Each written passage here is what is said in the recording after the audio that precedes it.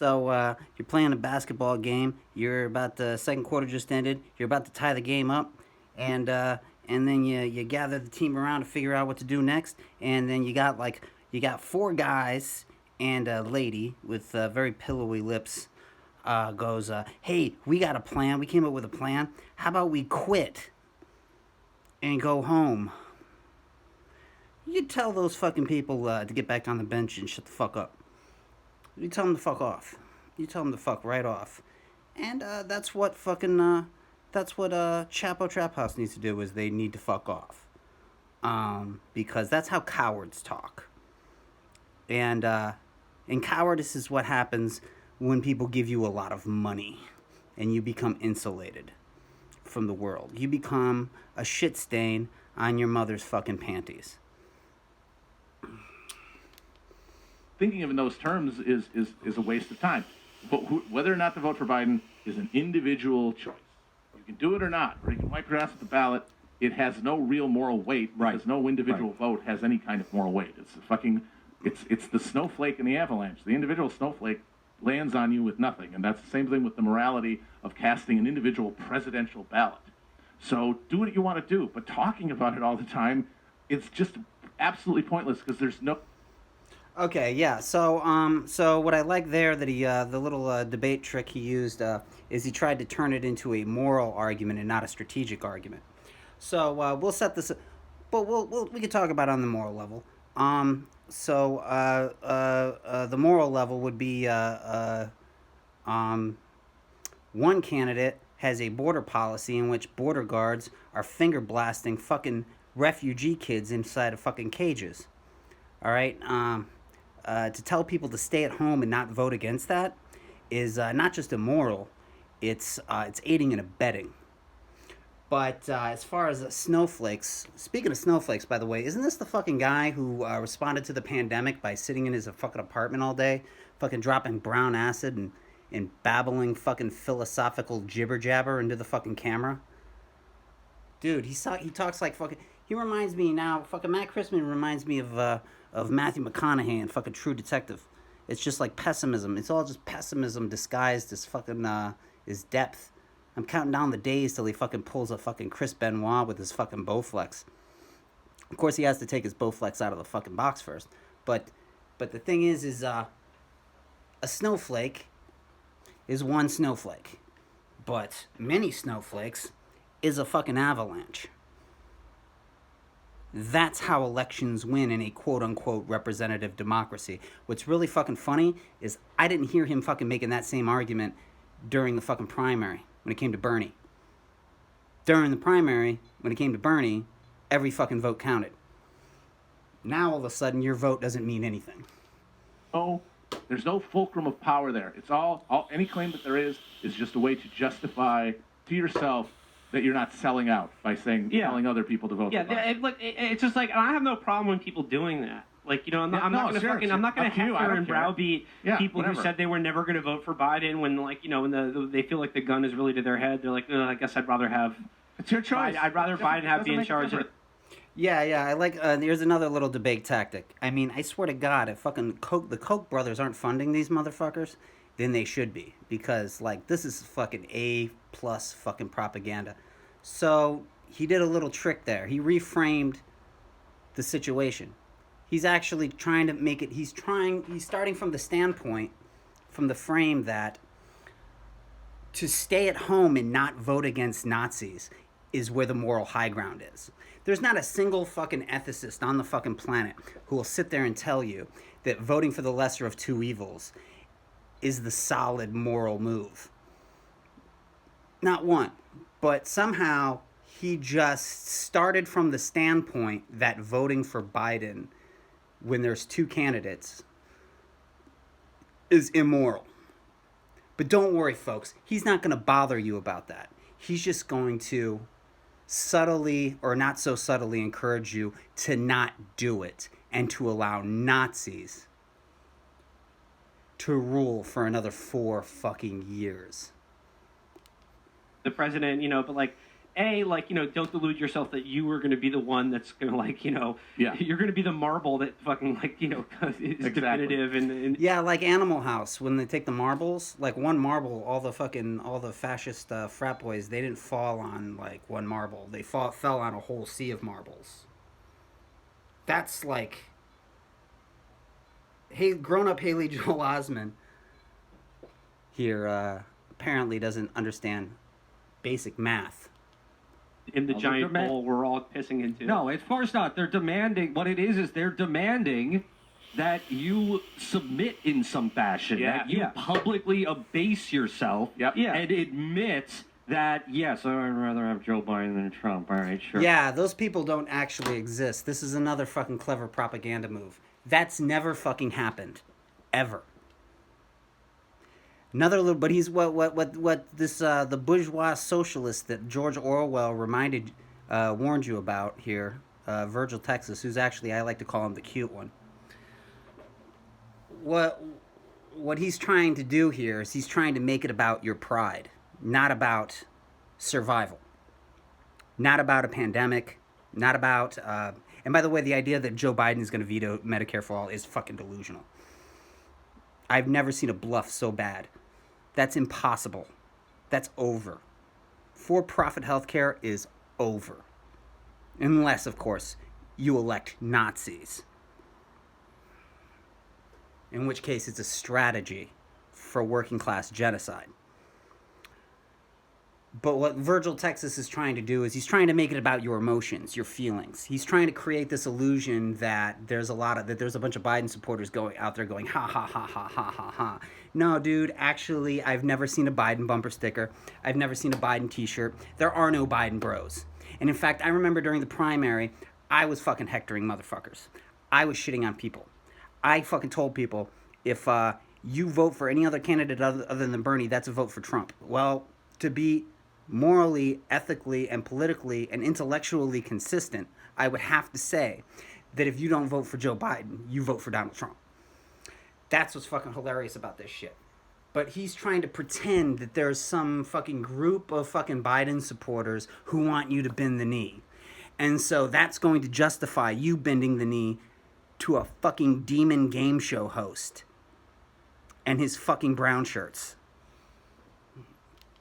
They're very clever. That's it. That's all this whole process is about. Yeah. Because obviously, if you actually were concerned with, getting votes for your candidate, you really wanted to, to go out there, and you thought like, okay, man, if we all get like 5 people, we can really make a difference. We can win this thing. Yeah, actually, no. If you can get 500,000 people, and you motherfuckers could get 500,000 fucking people, but you're too comfortable. See, the rest of us have to go out in the real world and fucking live in a pandemic and wear a fucking mask. Comics, like myself and my friends, can't fucking go on stage and perform because you motherfuckers thought in 2016, hey, why don't we give this fucking Nazi a fucking shot and see what happens? Well, this is what fucking happens.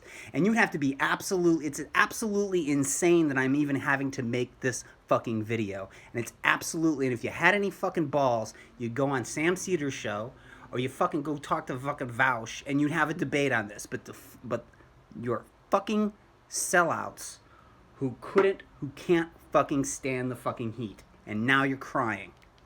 Be talking to people like me. You would be talking to fucking the people who are sometimes voters and making sure that they go out and they vote for your candidate. You would be getting into fucking arguments on Twitter. The fucking, the fucking Bernie campaign, the fucking primaries. You didn't see, like, Bernie people going out and spending all of their time arguing with, like, the same 3 insane, like, Kamala Harris psychos. I did nothing else. During that fucking primary, I did stand-up. I talked one-on-one with people and tried to fucking get their support. And when I got online, believe you me, I fucking shit on these motherfuckers. And you want to talk about bending the fucking knee? The most avid fucking supporters, especially a fucking Elizabeth Warren, always apologized for their fucking support. They would say, listen, I support Bernie. I believe everything that Bernie believes in. I'm with you. But I just don't think that he can win. Every single one. And then you would bust out the poll numbers and you'd fucking demolish them. That's all we fucking did. Especially lazy fucks like me who have to fucking work and then have to fucking go do stand-up. I fucking got online every fucking day. And the thing about my theory was Facebook has comment sections where you fucking debate. And every single page, every single person has a different page with different friends. And so those debates, in my mind, were influencing other people. It wasn't just the same three. So sometimes it would be the same three people, but those three people reached a web of different people. And say, but will you caucus for him? No, of course not. That's stupid. Nobody's asking you to caucus. And the proof that this They're is just about asking you to shut the fuck up at bend least. The knee, because hey, isn't politics really just it's in practical application it's power, but then in the personal investment it becomes a psychodrama of power. It becomes a personal recreation of power dynamics. Yeah, for you, dude, that's called projection. And by the way, that's the fucking philosophical jibber jabber I'm talking about. That's the sound and fury. This signifies nothing right there. That's all that motherfucker does now is speak in William Burroughs cut-ups. He drops brown acid and just babbles into the camera. Bullshit like this. Yeah, that's projection, dude. This is a psychodrama that's either going on to your head if you're not paid off, because I do find it mysterious that you guys showed up in 2016 with one episode and you were already cashing checks for $1 million a fucking week. And when you know, bending the knee isn't just a thing for dude bros, because why else is it so common to see someone say, I'm voting for Joe Biden. I don't like it. I don't like him, but I understand the moment. I understand the threat Trump poses. And then be immediately berated. That's never fucking happened. I have never met a Biden supporter who has the balls to fucking berate someone for being hesitant. They're fucking grateful for any fucking vote that they get. They're scared as fuck. And the way they should be, because unlike you motherfuckers, we're not cashing checks for millions of fucking dollars.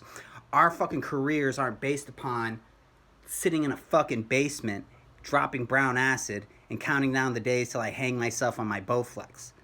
We actually have to survive in a fucking pandemic. And by the way, if you're gonna fucking tell me that a pandemic would have happened under a Clinton administration, you're fucking crazy. This doesn't fucking happen. There are no fucking Biden bros. There is zero enthusiasm for this fucking campaign, which is why it's very fucking important that you don't fucking shit on the plate of anybody who's willing to fucking do this. You fucking nutcases. This doesn't fucking exist. If anything, they're the ones apologizing. They were apologizing throughout the fucking primary. And screamed at. Yep. Or not. Yeah, they're screaming at you through Twitter, you fucking psycho. Joe Biden, and we're happy to vote for him. Yeah. You won, but it'll never be enough, because what they really want is power. And they also really want the other thing they really want is who's they, dude? This motherfucker is arguing with ghosts in his head. Distance from themselves, the growing panic, the fear that they might have fucked up and he might lose anyway. No, dude. You see, that's really revealing. Because if you were a Bernie or Buster in 2016, you fucked up. Big time. Because the argument back then was, if we let a Nazi in the White House, it'll motivate people. No, actually, turns out people were already motivated. They didn't actually need the Nazi. Clinton in the White House, we would have ended up with AOC anyways. We would have been in the exact same situation, except we wouldn't have had a pandemic, and we wouldn't have had rapists on the fucking Supreme Court, you fucking moron. I'm not gonna, like I said, I'm not gonna waste my time hectoring and berating people who feel that they have to vote for Biden. You're not in the moral position to do that, grown-up Haley Joel Osment. You are not in the moral position to hector someone for voting against Nazis. Because it's sure, look, it's that's why you won't debate this with anyone, you fucking pussy. These are the two options we have. Fuck it, I guess we got to make a choice. But I don't care if somebody goes to McDonald's instead of Arby's for brunch. Boom! And there's the fucking depth, dude. Joe Biden and Kamala Harris versus Nazis is like McDonald's and Arby's. That's Jimmy Dore shit. This is what you're paying money for. That's dude, this motherfucker might as well dye his hair black, get his fucking teeth capped, and fucking do bits about how faith healers are phonies. Because that's how fucking hacky and dumb and high school that bullshit is. Fucking McDonald's and Arby's, it's more like McDonald's and not having food, you fucking idiot. AOC would happily take us all to fucking Red Lobster, but you motherfuckers won't put your shoes on. I will not what I have absolutely no patience for is this idea that people are trying to back themselves into a position where you can vote, especially if you were on the left, you can vote for Biden strategically. No, there is no way to vote. Like, our system is designed to remove that possibility of your vote being a strategic one that can be cashed in for some chits at a future date, or that you can be used to like leverage in some way a better future outcome. Like, it doesn't work like that, and especially not now and with this candidate and this fucking Democratic Party. Yeah. If you're gonna do it, do it. If you want to share it with people, if you don't feel bad about it, or you're trying to don't feel bad about it, own sense of guilt or whatever, like fine, whatever. I don't know what I should be guilty about. Tell me this fucking line about how it's of strategic importance for the left to vote for Joe Biden. Yeah, hey dude, it's of strategic importance to the left. And by the way, I don't charge for my channel, or our channel. Our channel, the Endtimes support group, does not charge you for money. This is for fucking free. I'm doing this for free. That's a straight up Ben Shapiro move. He just redefined what strategic voting means. Strategic voting is, you've got two roads. One road is, it's rocky, it's filled with potholes. It's got like dirty diapers on it and fucking dead babies and bad foreign policy and Joe Biden's wanting to, and cut Social Security, cutting social programs, et cetera, et cetera, et cetera. But that road also includes the right to vote again. But there's two roads. One road is a very shitty road, and the other road is a black hole